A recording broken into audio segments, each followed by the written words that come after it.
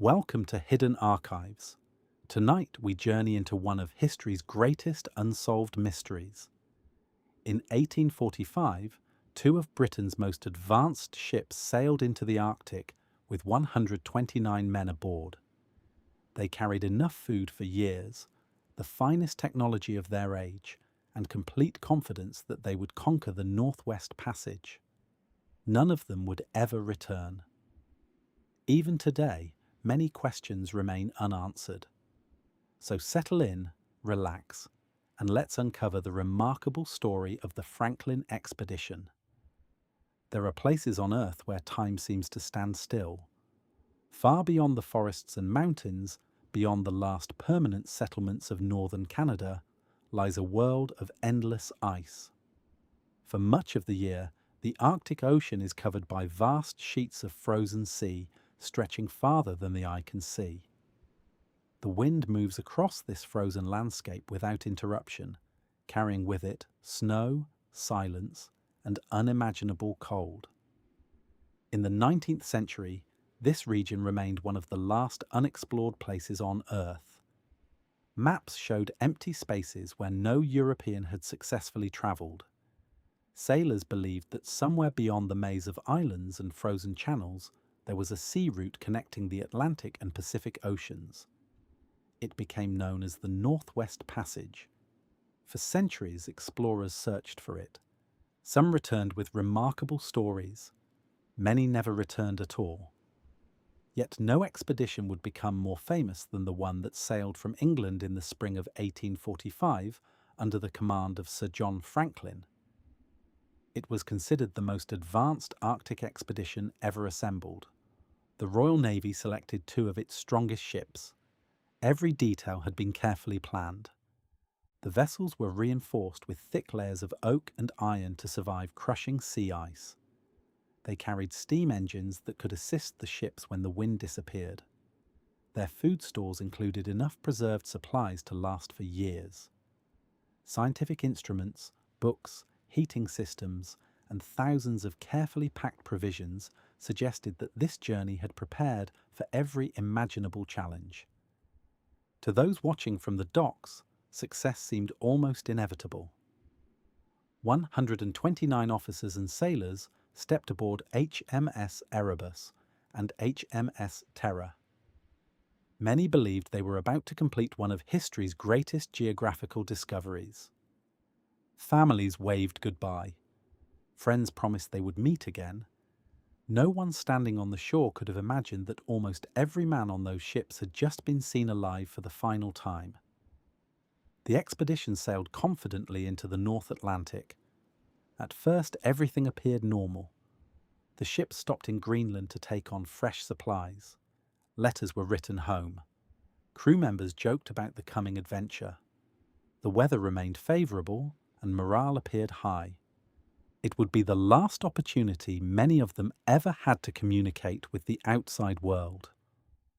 Soon afterward, the expedition disappeared into the Arctic. For months people expected news. Then seasons passed. No letters arrived. No ships returned. At first there was little concern. Long Arctic voyages often required years before returning to civilization. But as time continued to pass, uncertainty slowly turned into fear. What had happened to the greatest expedition Britain had ever launched?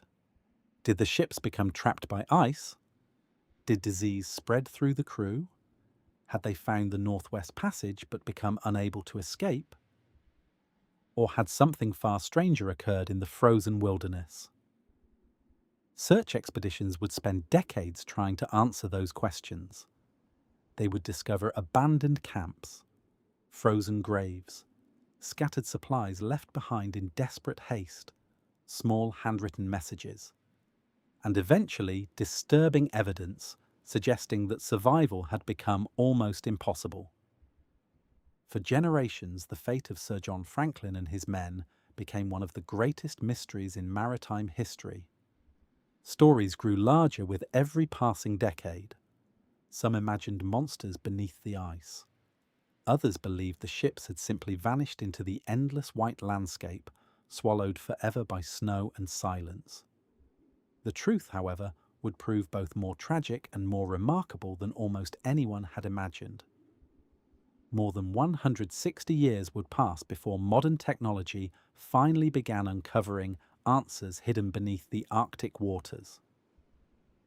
Even today, the Franklin expedition continues to fascinate historians, archaeologists, and explorers around the world. Because this is not merely the story of two missing ships, it is the story of ambition, of determination, of extraordinary courage, and of nature's quiet reminder that there are places where even humanity's greatest achievements can disappear without a trace.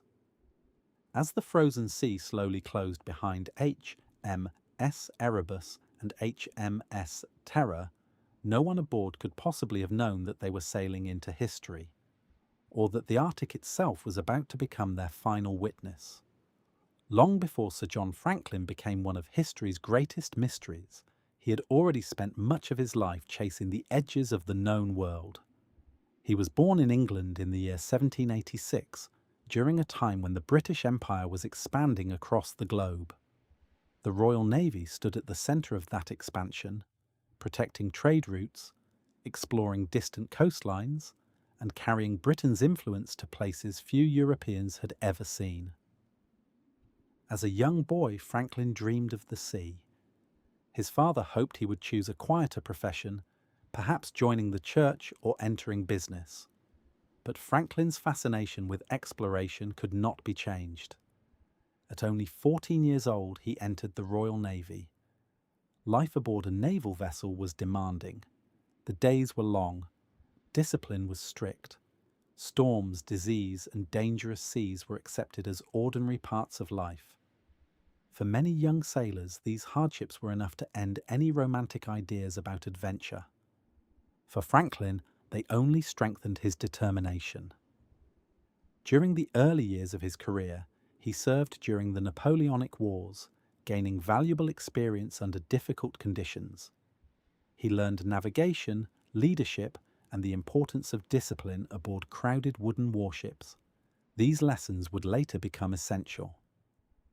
After the wars, Britain's attention slowly shifted away from military conflict and toward scientific exploration. There remained one challenge that continued to inspire explorers across Europe: the Northwest Passage. For centuries, merchants and governments believed that somewhere through the Arctic islands of northern Canada, there existed a sea route connecting Europe directly to Asia. Finding such a passage promised enormous economic rewards. Ships could avoid the long journey around South America or Africa. Trade would become faster. Empires would grow stronger. Many expeditions had already tried. Some returned, others vanished. The Arctic was proving itself unlike any other place on Earth. Unlike ordinary oceans, sea ice constantly changed. Channels opened during one season, only to freeze solid during the next. A safe route one summer could become an impenetrable wall of ice only weeks later. It demanded patience, experience, and luck. Franklin first entered this frozen world in 1819. His mission was not by sea, but across the northern wilderness of Canada. The expedition quickly became a struggle for survival. Food disappeared faster than expected. Supplies failed to arrive. The men were forced to survive on whatever they could find. Game animals became scarce. Snow covered the landscape. Temperatures dropped lower each week. Hunger slowly consumed the expedition. Some men became too weak to continue walking. Several died. Others survived only because indigenous communities shared food and knowledge that kept them alive through conditions the British barely understood. The expedition became so desperate that Franklin earned an unfortunate nickname among fellow explorers. Some began calling him the man who ate his boots. The story came from the fact that starving members of the expedition boiled pieces of leather taken from their boots, hoping to gain at least a small amount of nourishment. Leather offered almost no nutrition. Yet hunger leaves people willing to attempt almost anything. Franklin survived. Many others did not. For some explorers, such an experience would have ended any desire to return north. Instead, Franklin became even more determined. Over the following years, he participated in additional Arctic expeditions, mapping hundreds of miles of previously unknown coastline. His reputation steadily improved. He remained calm under pressure. He inspired loyalty among his crews. His superiors admired both his determination and his sense of duty. Although some critics quietly questioned whether he was the ideal choice for another major expedition due to his age and previous hardships, Franklin remained one of Britain's most respected Arctic officers. By the early 1840s, he was approaching 60 years old. Many officers would already have retired. Franklin, however, hoped for one final opportunity. He believed he could complete what generations before him had failed to achieve. When the Admiralty began organizing its greatest Arctic expedition, several experienced explorers were considered. In the end, the choice fell upon Sir John Franklin. To the public, it seemed like the perfect decision. An experienced naval officer, a respected explorer, a man who had already survived the Arctic more than once. Newspapers celebrated the announcement. The Royal Navy spared little expense. The ships selected for the mission were among the strongest ever built for polar exploration. Every improvement that modern engineering could provide was added. Steam engines, iron reinforcement, advanced heating systems, years of preserved food, thousands of books, scientific instruments, everything suggested that failure was almost impossible. No Arctic expedition had ever departed with greater confidence. Families proudly watched their husbands, fathers, brothers, and sons prepare for the journey. Photographs did not yet exist in everyday life. Letters would become the only connection between home and the frozen wilderness. Most believed those letters would soon describe remarkable discoveries. Instead, they would become the final words many families would ever receive. As the crews gathered aboard HMS Erebus and HMS Terror, spirits were high. The officers trusted their captain. The sailors trusted their officers. Britain trusted them all. None of them could know that history would remember this voyage not for the discovery it hoped to make, but for the mystery it would leave behind. When preparations for the expedition began, the Royal Navy believed that success depended not only upon the men who sailed into the Arctic, but also upon the ships that carried them. Every lesson learned from previous polar expeditions had been carefully studied. Engineers examined damaged vessels that had returned from the north. Explorers shared stories of crushing sea ice, frozen harbours, and winters that seemed endless. The Admiralty intended to build ships capable of surviving all of it. 2 vessels were chosen, HMS Erebus and HMS Terror. Neither ship had originally been designed for Arctic exploration. Both had been built as bomb vessels, warships created to carry enormous mortars capable of firing explosive shells toward coastal fortifications. Because of that purpose, their hulls were unusually thick and exceptionally strong. Unlike ordinary naval ships, they had been constructed to withstand the violent recoil of massive artillery. Those same heavy timbers would now face an entirely different enemy, the Arctic itself. Before the expedition departed, both ships underwent extensive modifications. Extra layers of oak strengthened their sides. Iron plates reinforced vulnerable sections of the hull. Their bows received additional protection to help push through floating ice. The rudders and propellers could even be lifted out of the water when thick ice threatened to damage them. Perhaps most remarkable of all, each vessel received a small steam engine. The engines had originally powered railway locomotives before being adapted for naval use. Although they produced only modest power, they allowed the ships to move slowly even when the wind disappeared. It was cutting-edge technology for its time. Many believed these engines would give the expedition an enormous advantage over earlier explorers. Inside the ships, conditions were also improved. Special heating systems carried warm air through parts of the living quarters. Cabins were insulated as well as 19th century engineering allowed. Ventilation systems attempted to reduce moisture that would otherwise freeze upon every surface. Compared with earlier Arctic voyages, the accommodations seemed almost luxurious. The expedition also carried enough food to last approximately 3 years. Thousands upon thousands of preserved meals were packed into the ships.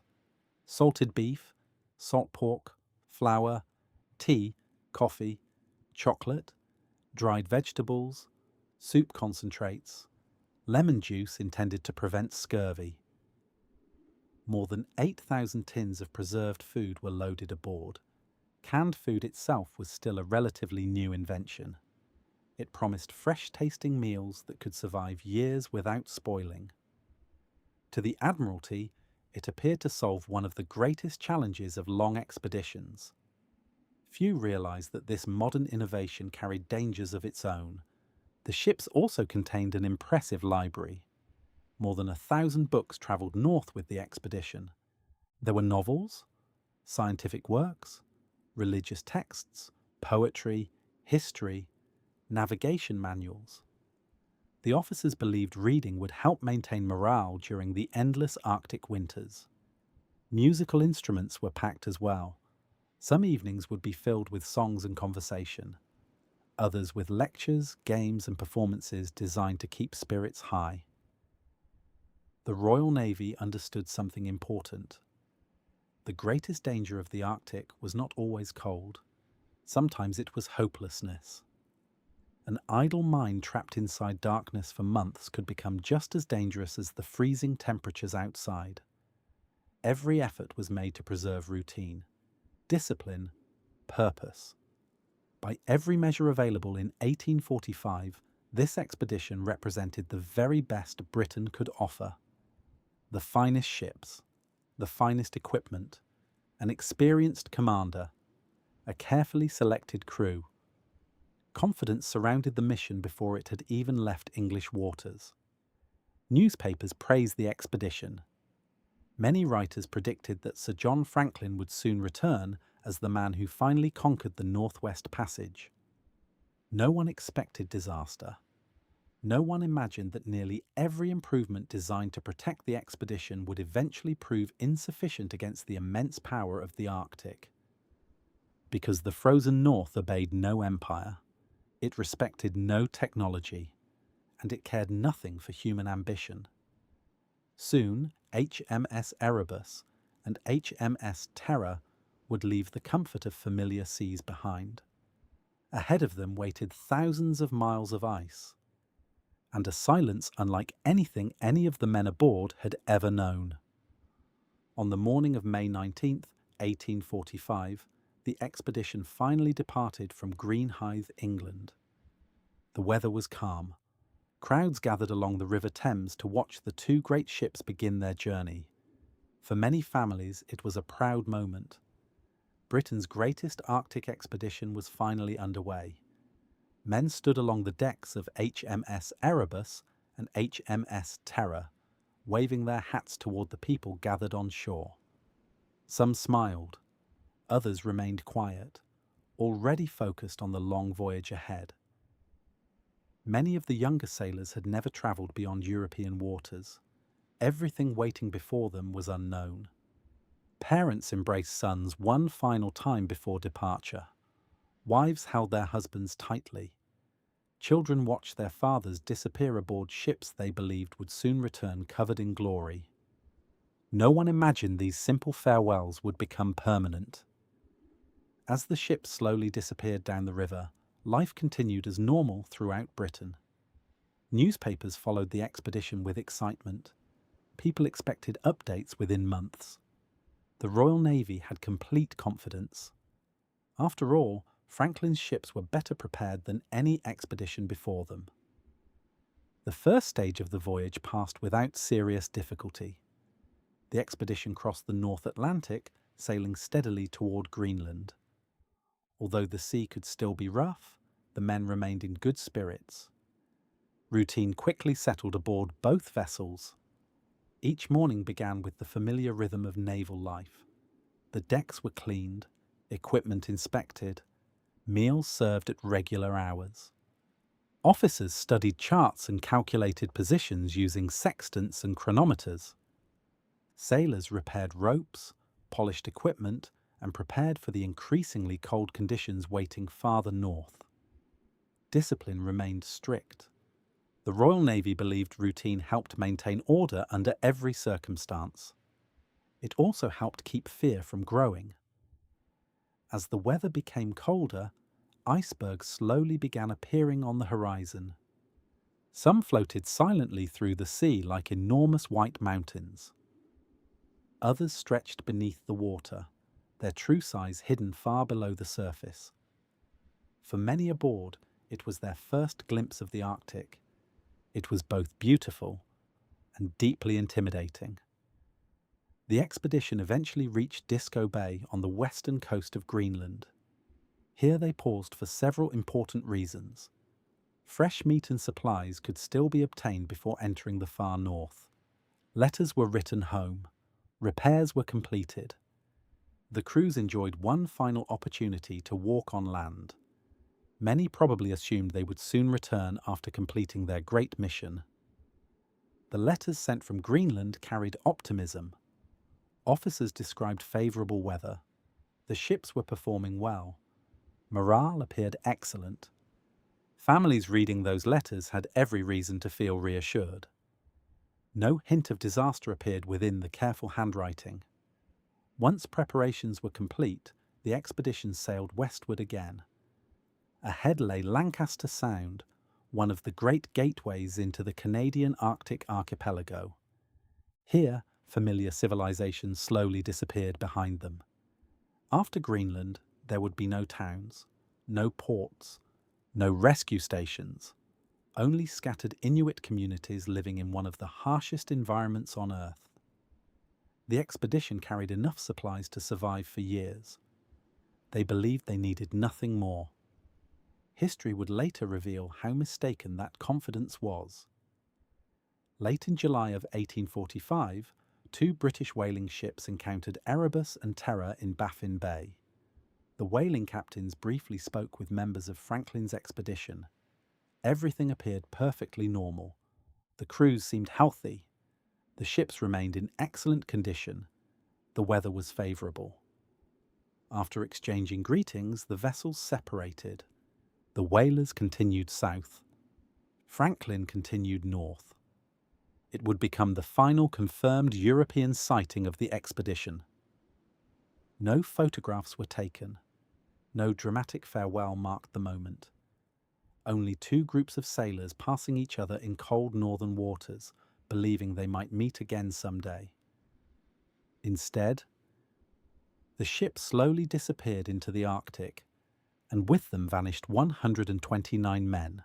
For months, no one worried. Then months became years. The silence had begun. After leaving the whaling ships behind in the summer of 1845, HMS Erebus and HMS Terror disappeared into one of the least understood regions on Earth. Ahead lay the Canadian Arctic archipelago. To a sailor unfamiliar with the region, it appeared almost impossible to navigate. Thousands of islands stretched across the frozen sea. Some channels seemed wide and inviting, only to end abruptly beneath solid ice. Others remained hidden behind drifting pack ice that could move miles within a single day. Even the most accurate maps of the time contained enormous blank spaces.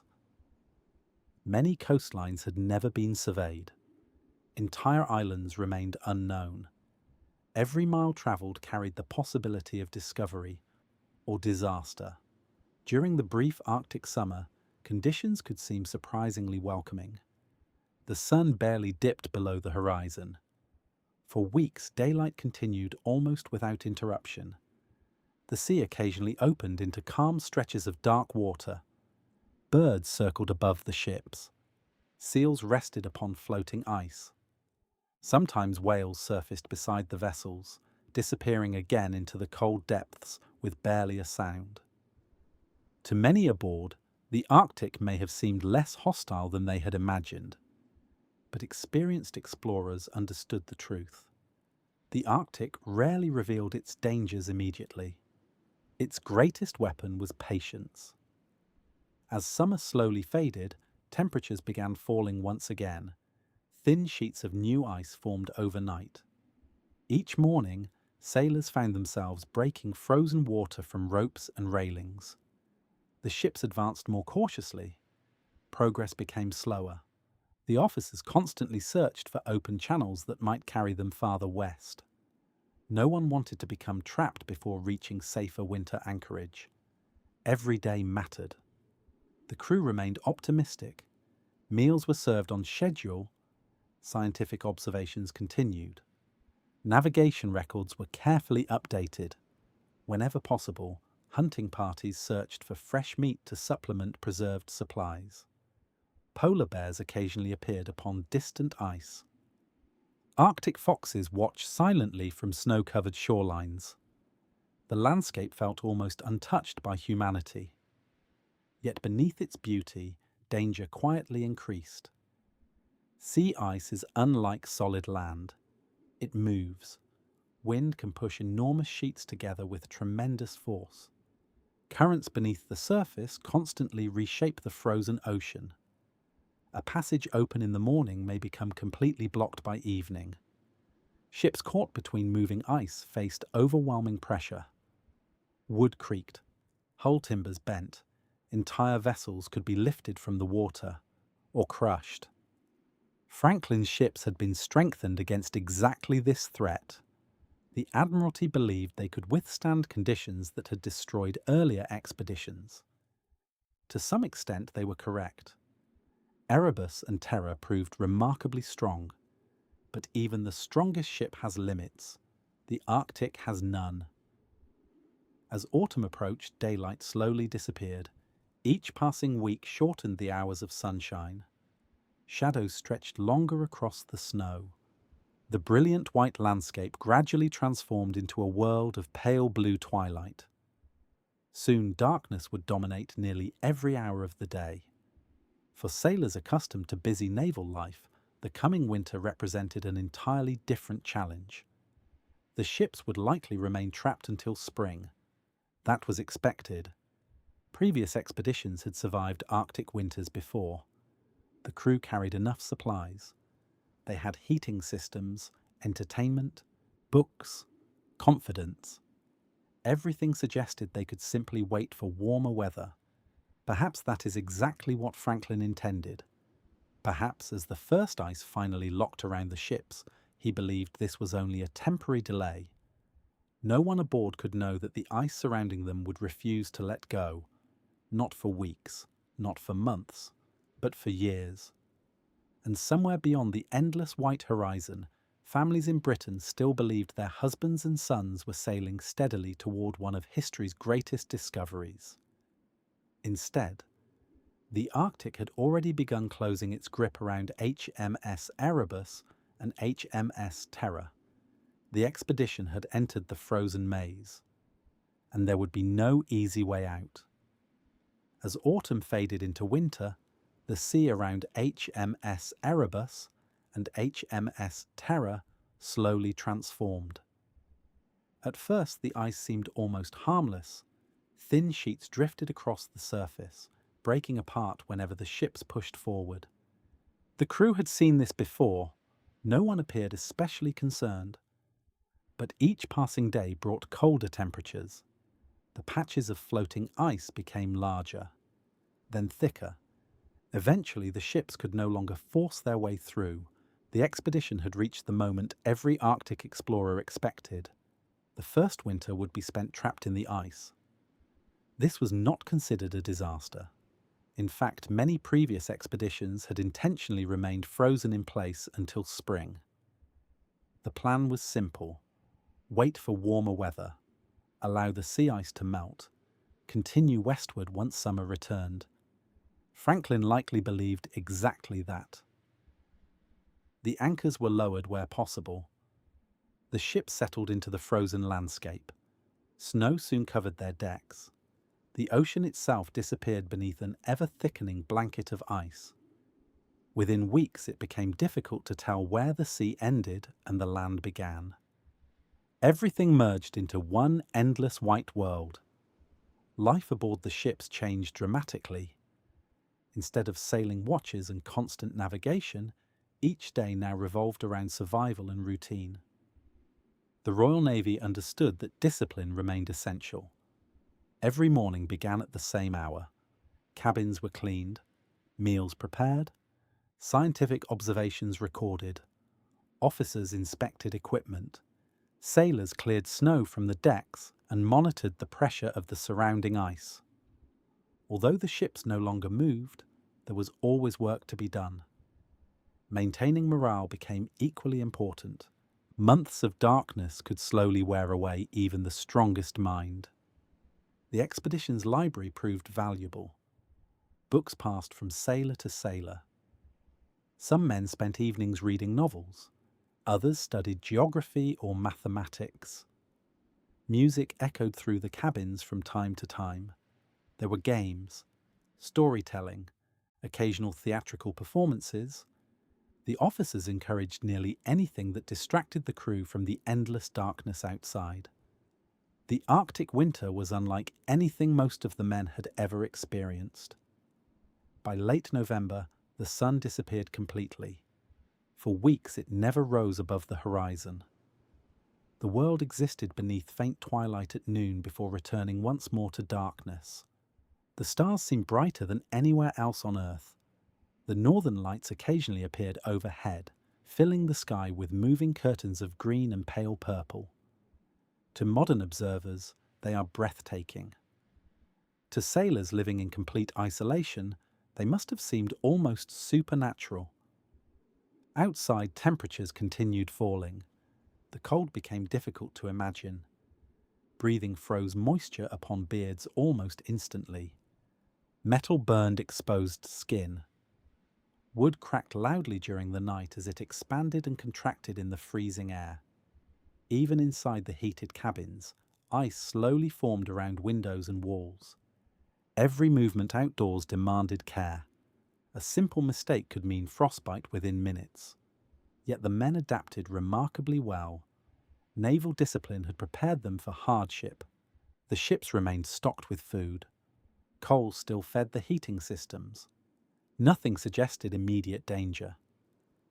But beneath this appearance of order, invisible problems had already begun. Some of the preserved food had been packed in great haste before departure. The cans were sealed using lead-based solder, a common practice at the time. No one knew how dangerous prolonged exposure to lead might become. Fresh fruits and vegetables had long since disappeared. Although lemon juice had been supplied to help prevent scurvy, its effectiveness after months of storage was uncertain. The Arctic itself offered little fresh food during the long winter. Small problems accumulated quietly, one by one, almost unnoticed. The crew could not see them, nor could they know that the greatest threat might not come from the ice outside, but from the supplies they trusted to keep them alive. Still, as the first winter drew to a close, hope remained. Spring would come, the sun would return, the ice would melt, the engines would start once more, and the expedition would continue toward the Northwest Passage. At least, that was what every man aboard Erebus and Terror believed. None of them yet realized that the Arctic had far more difficult plans waiting ahead. When the sun finally returned to the Arctic in the spring of 1846, it brought light, but not freedom. After months of darkness, the crew eagerly watched the frozen horizon, expecting the sea to begin opening once again. Day by day, the sunlight grew stronger. Snow softened. Small pools of meltwater appeared across the surface of the ice. Everything suggested that the long winter was finally ending. The men had every reason to believe their journey would soon continue. Instead, the ice remained. At first, this did not seem unusual. The Arctic melts slowly. Experienced explorers understood that patience was necessary. But as the weeks passed, concern quietly began to grow. The channels ahead showed little sign of opening. The ships remained surrounded on every side. Some mornings the crew could hear distant cracking echoes rolling across the frozen sea. Massive sheets of ice shifted almost imperceptibly, driven by currents hidden beneath the surface. Occasionally the pressure became so great that towering ridges of broken ice rose several meters into the air. The Arctic was constantly moving, just not in the direction the expedition needed. Franklin likely ordered regular observations from the mastheads. From those high vantage points, officers searched for dark stretches of open water. Sometimes they believed they had found a possible route. Only later would drifting ice close it once again. Hope rose, then quietly disappeared. The steam engines, one of the expedition's greatest technological advantages, remained useless. No engine, no matter how advanced, could push through solid sea ice several feet thick. The ships were prisoners. Their strength no longer mattered. As summer slowly passed, reality became impossible to ignore. The expedition had failed to escape during its first opportunity. A second Arctic winter was now becoming increasingly likely. No explorer wanted to face another year trapped in the ice. Every additional month increased the risk of illness.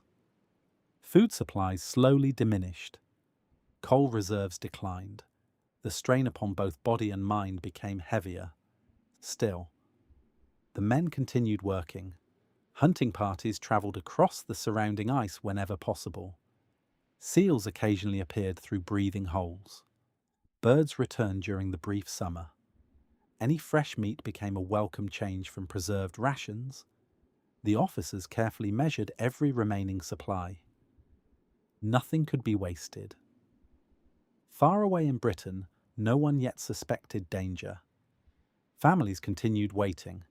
Some expected letters with the next returning supply ships. Others assumed Franklin had already made remarkable discoveries somewhere beyond the Arctic islands. The Admiralty remained patient. Long expeditions often disappeared for several years before returning. There was little reason to panic. Not yet. But within the frozen silence surrounding Erebus and Terror, the situation was steadily changing. The optimism of departure had begun fading. The confidence inspired by modern technology slowly gave way to uncertainty. Questions that once seemed impossible to imagine now quietly entered conversations. How long would the ships remain trapped? Would the food truly last? Could another winter be survived? And if the ice refused to melt again, what then? Perhaps no one spoke those fears aloud. Perhaps they remained private thoughts carried silently through long Arctic nights. But history suggests that by the end of 1846, the expedition was no longer pursuing discovery. It was beginning to pursue survival. Then sometime during that terrible year, everything changed. Sir John Franklin, the man chosen to lead Britain's greatest expedition, disappeared from history. No diary records his final words. No witness described his last moments. No official report explained exactly how he died. Only one brief message, discovered years later, would reveal the heartbreaking truth. It contained a single sentence that transformed the expedition forever. Sir John Franklin died on the 11th of June, 1847. The leader was gone, and the greatest Arctic expedition ever assembled had become something entirely different. Not a voyage of exploration, but a desperate struggle to stay alive. For many years, no one knew what had happened after Sir John Franklin's death. The Arctic kept its silence. The ships remained missing. The crew had vanished without a trace. It seemed possible that the truth had disappeared forever. Then, more than a decade later, a remarkable discovery changed everything. In 1859, one of the many search expeditions reached a small, windswept island known as King William Island. The landscape was bleak.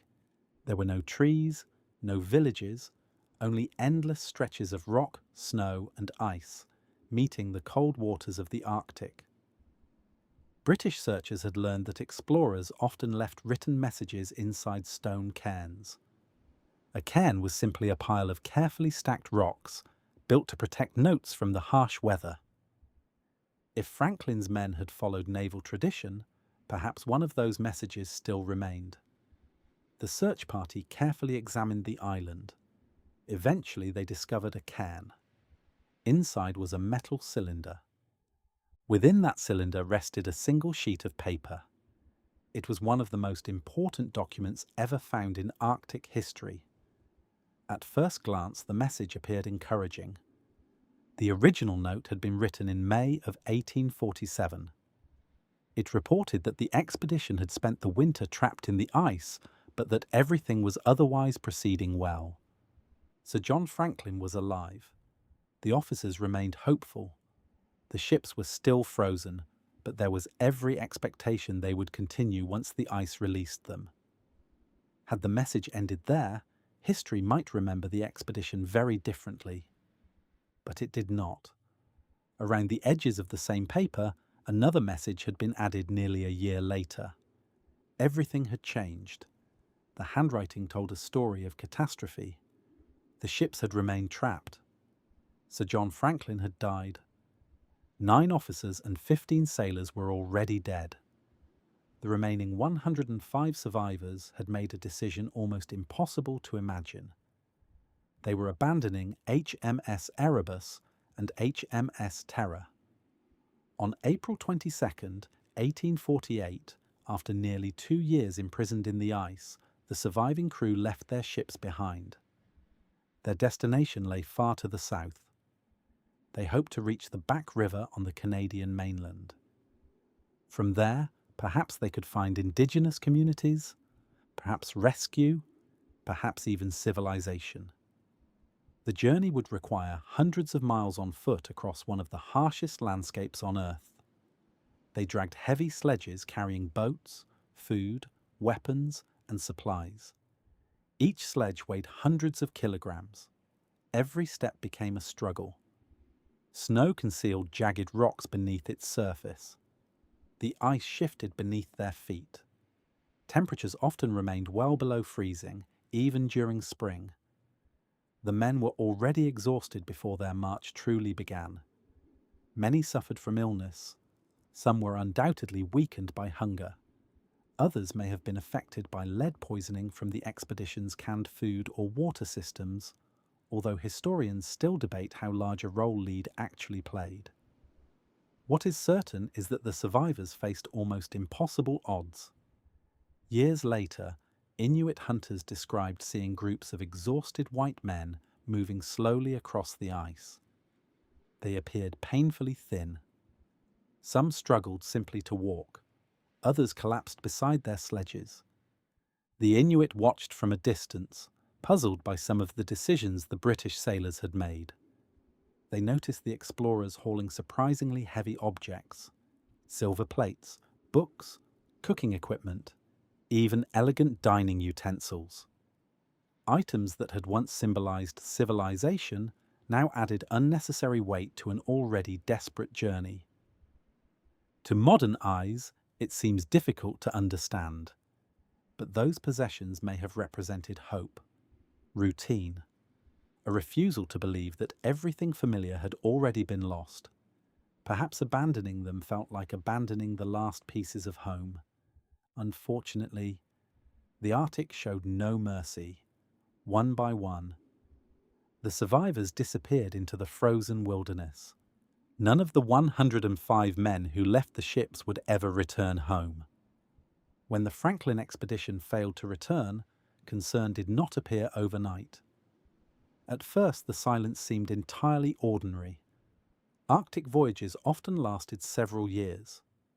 The Royal Navy expected delays. Families waited patiently. Newspapers occasionally mentioned the expedition, assuming that Sir John Franklin and his men were still exploring the frozen north. But as 1 year became 2, and 2 became 3, hope slowly began to fade. By 1848, the Admiralty realised something was terribly wrong. Britain had invested enormous resources into Franklin's expedition.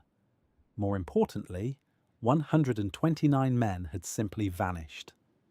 The government organised the first official search missions.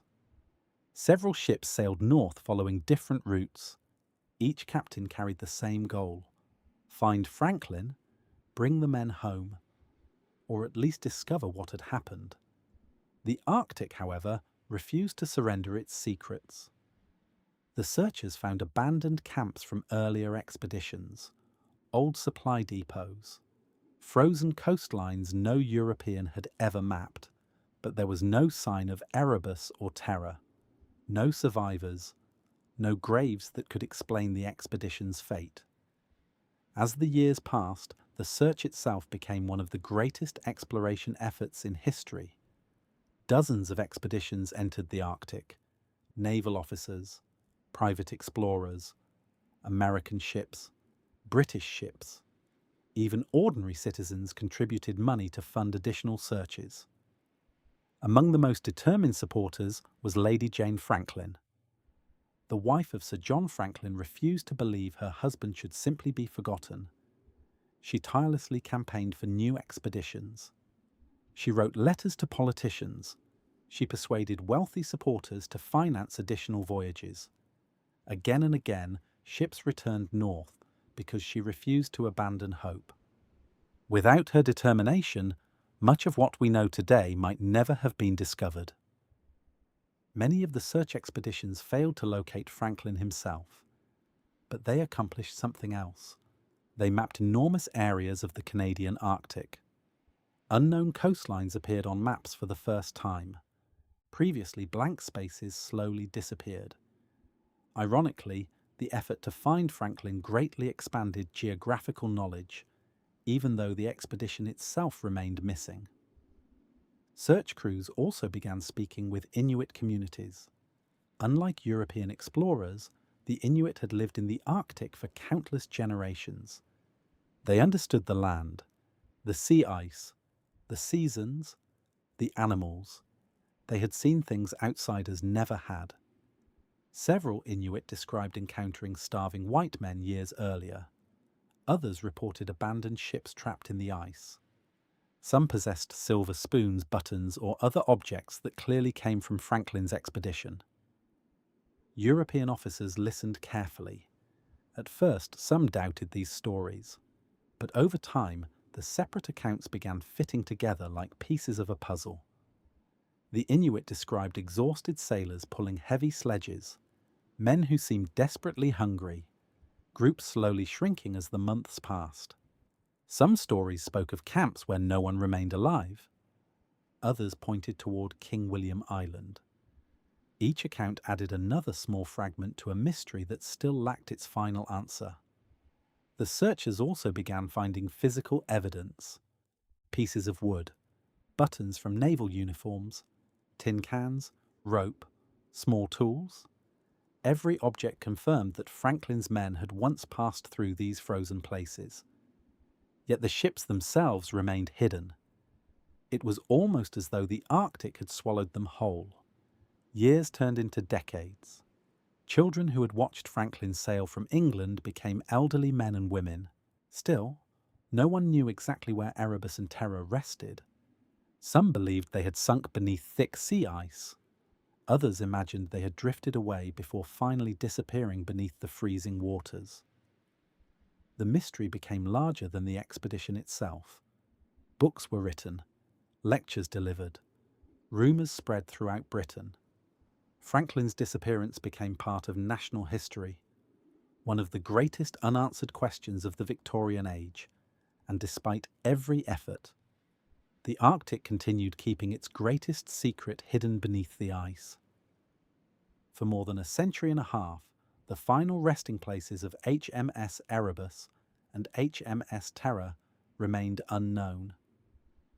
Generations of explorers searched. historians debated. Scientists examined every clue they could find.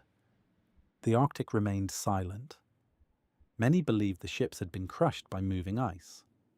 Others thought they rested somewhere beneath hundreds of meters of freezing water, far beyond the reach of modern technology. It seemed possible that the mystery would never truly be solved. Then, in the 21st century, everything changed. Advances in underwater sonar, satellite mapping, and remotely operated vehicles gave researchers new tools that earlier generations could scarcely imagine. Yet technology alone was not enough. The greatest breakthrough came from listening carefully to the knowledge of the Inuit. For generations, Inuit families had passed down stories describing abandoned ships in specific areas of the Arctic. These stories had survived through oral tradition. Now, researchers combined those accounts with modern scientific methods. In September 2014, after years of searching, an expedition funded by the Canadian government made an extraordinary discovery. Nearly 11 meters beneath the cold waters of Queen Maud Gulf lay the wreck of HMS Erebus. The ship rested quietly on the seabed. Its wooden hull remained remarkably well preserved by the freezing Arctic water. Cannons still pointed outward. Windows remained visible. Even sections of the deck survived. It was as though time itself had slowed beneath the ice. For historians, the discovery was breathtaking. After 169 years, one of Britain's lost ships had finally been found. Yet one mystery remained. Where was HMS Terror? The answer arrived only 2 years later. In 2016, another remarkable discovery stunned the world. Based largely upon information shared by Inuit hunters, researchers located HMS Terror resting in Terror Bay. Its condition proved even more astonishing. The ship sat upright on the ocean floor. Many of its windows remained intact. The wheelhouse survived. Doors still stood closed. Inside, cabins and equipment appeared almost untouched. The Arctic had become a natural museum. The freezing temperatures and lack of oxygen had preserved the vessel with extraordinary care. Divers exploring the wreck described an eerie silence.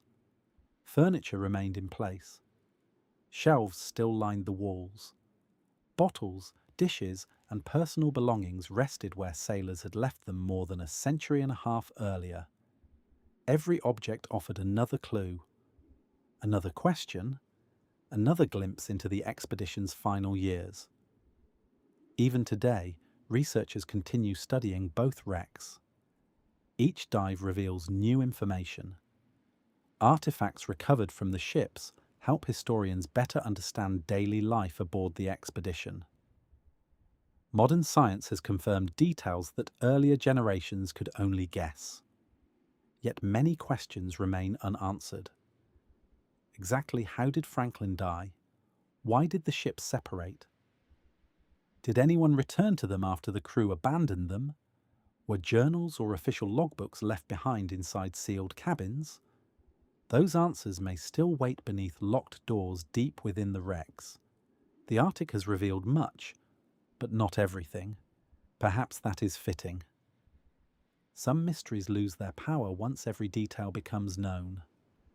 The Franklin expedition continues to fascinate not because every question has been answered, but because a few still remain.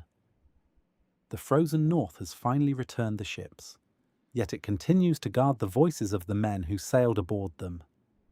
Their story survives through scattered records, weathered artifacts, ancient Inuit memories, and 2 remarkable ships resting quietly beneath the cold Arctic Sea.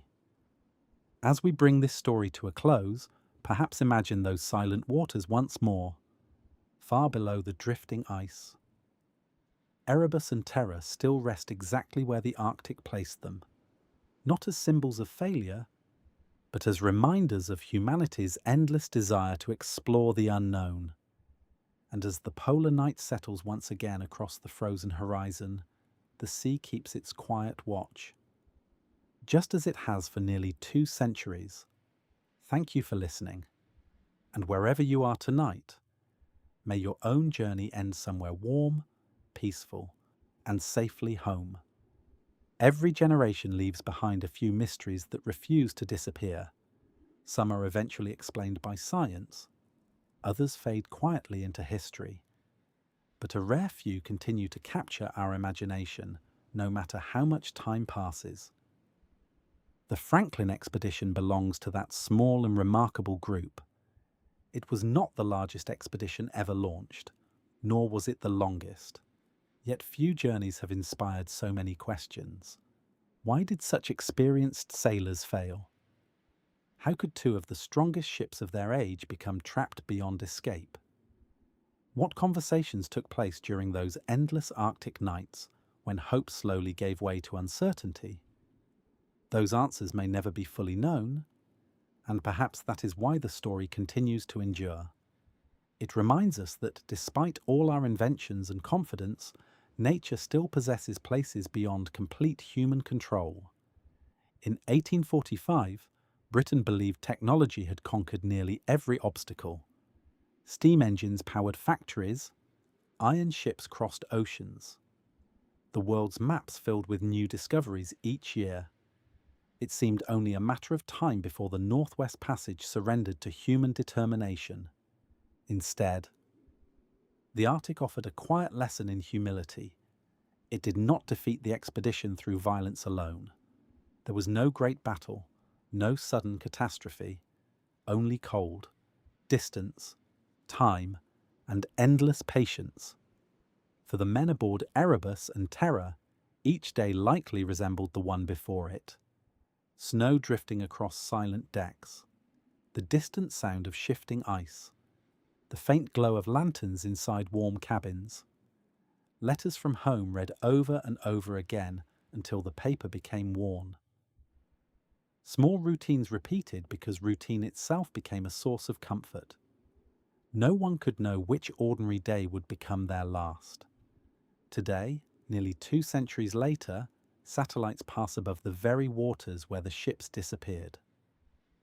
Aircraft cross the Arctic in only a few hours. Researchers explore the wrecks using machines that Franklin could never have imagined. The world has changed beyond recognition, yet the Arctic remains astonishingly familiar. The wind still moves across the ice. Polar bears still wander the frozen coastlines. The northern lights still dance across winter skies exactly as they did in 1845. Nature has continued its quiet rhythm, untouched by human history. The discovery of Erebus and Terror did not truly end the mystery. Instead, it transformed it. The question is no longer simply, where did they go? Now we ask, what can they still teach us? Every artifact recovered from the wrecks adds another sentence to a story interrupted long ago. A compass, a dinner plate, a boot, a handwritten label.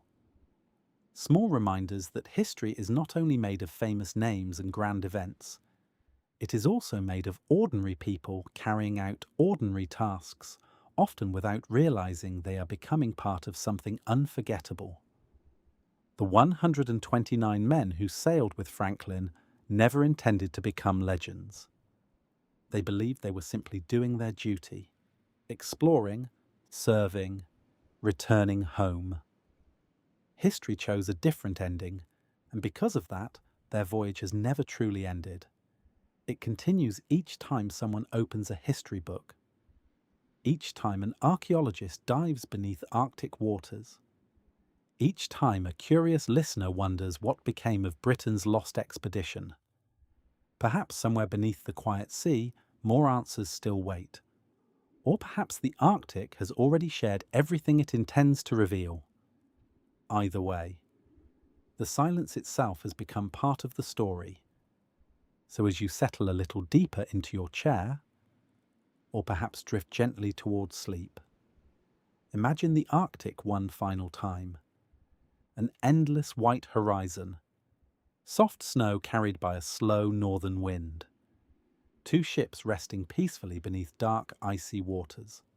no longer lost, no longer forgotten, simply waiting, as they have for generations. And with that quiet image in mind, we leave the frozen north behind. Good night.